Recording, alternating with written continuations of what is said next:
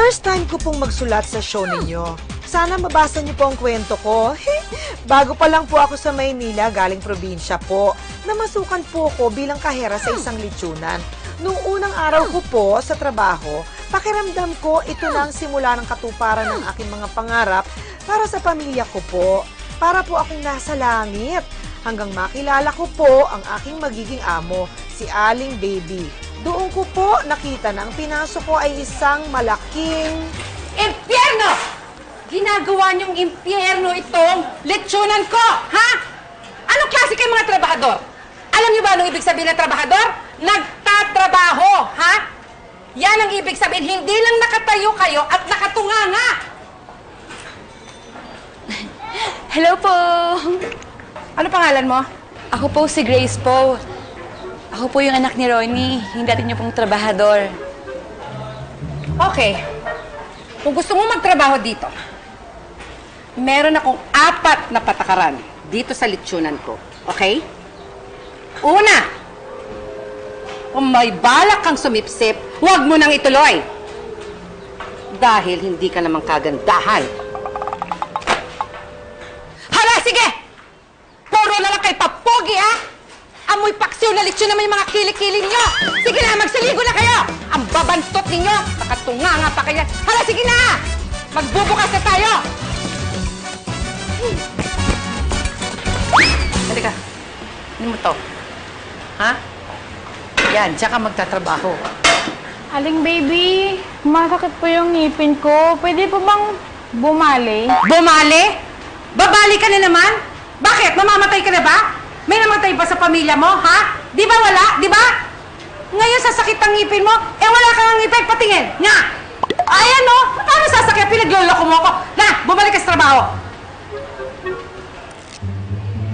Ay, nako. Yan. Yon ang pangalawa, ha? Hindi ako nagpapabali kung ano-ano mang dahilan. Kaya ikaw, kung may balak kang bumali, huwag mo nang ituloy.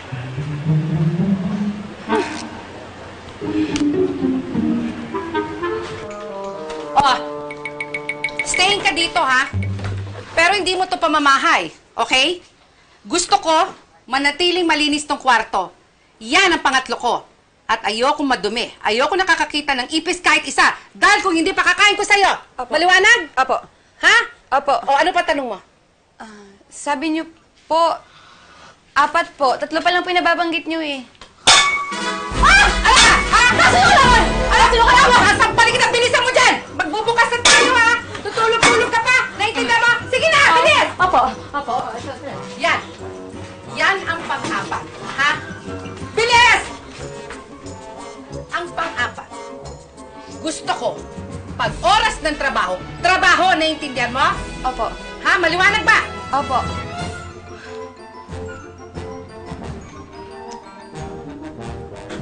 Dito. Hoy! Ano ba ginagawa mo dyan? Ba't nakatayo ka pa dyan? Sige na, magtrabaho ka na! Opo. Ay, Oma, iwan mo yan! Bilis! Ang tuloy-tuloy ng kwarto! Labas na!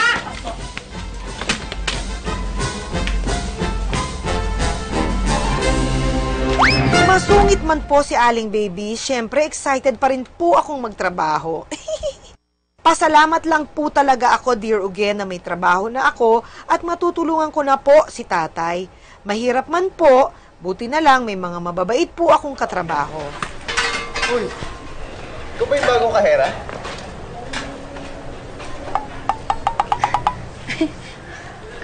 Oo. Ako nga po pala si Grace. Ako naman si Andy. Ay, sorry. Medyo pawis yung kamay ko.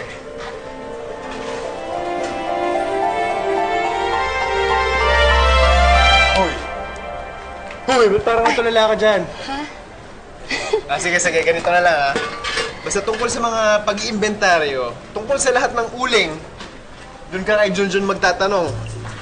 Pag tungkol naman sa mga inventaryo ng baboy sa delivery, doon ka kay Marlon magtatanong. Hello. Pag magtatanong ka naman tungkol sa mga lechon, sa akin ka magtatanong. Anytime tutulungan kita. Thank you po. Good morning, boys! Good morning! Ay! Hi! Ako si Cindy. Kung may tanong ka sa pagtitinda, naku, lapitan mo ako. Tutulungan kita anytime. Salamat po. Excuse me. By the way, I'm Dax. Lahat ng tanong mo, masasagot ko. Di tulad ng isa dyan. Naku, tagal-tagal ko nang nanliligaw, di pa ako sinasagot. Teka lang po. Bakit po pala Dax yung pangalan niyo po? Dax? Why Dax? Because my name is Luisito G. The Kuy AKA Dax. Ulate ka ba? Ang likot mo eh. Ikaw, para ka mansanas. Kasi, apple for you. Lies. Dax! Dax! Pag hindi ka bumalik sa trabaho, ha?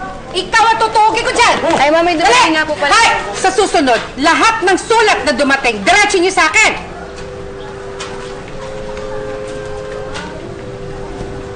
Pakasama na ugali talaga ni Aling Baby. Oo nga, Grace. Alam mo, kung ako sa'yo, mag-iingat ka dyan. Huwag ka magpapalatang wala kang alam. Kung hindi, lagot ka. Grabe naman kayo kay Aling Baby. Alam niyo, pakiramdam ko, mabait din si Aling Baby. Hindi naman siguro siya ganun kasama. Tingnan natin.